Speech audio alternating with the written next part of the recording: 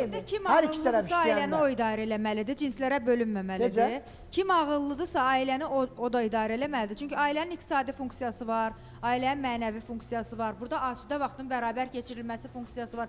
Vacib bir funksiyadır bu da. Hansı ki, ailənin məhz yaxşı ailə olma göstəricisi onun asudə vaxtını necə bərabər keçirməsidir. İlham xanım. Və burada İlham xanım, müstəqil bərabər yaşamasıdır. sizin dediyiniz Sizin istisna smartphone var haldır. da. Evi kişi idarə eləməlidir. Bu Biz ana kişilər. qaydadır. Ana qayda. Bəlkə o kişinin ağlı o dərəcədə deyil, İstisna qadın daha haldır. ağıllıdır. İstisna haldır. Bəli, əgər demirəm. kişi öz kapitalını düzgün idarə edə Hörmətli bilmirsə, qızlar, siz ora salırsınız. Ölkələrdə Ay, Mümkün Nurayda deyil, xanım, hərə öz prinsiplərini həyata keçirmək istəyir. Amma məqsəd ailənin bütövlüyünü və gələcəyini, inkişafını qorumaq olmalıdır. Burada ailə sağlam olacaq. Yoxsa hər kəs öz hakimiyyətini yeritmək istəsin, hər kəs öz deyil, prinsiplərini idarə Bəli, qoysun İlham ortaya. xanım, Bunda bu ümumiyyətlə- ailə o ailə İlham olmayacaq. xanım, Ailədə ümumiyyətlə- biz prinsipi olmalıdır. Biz necə etməliyik?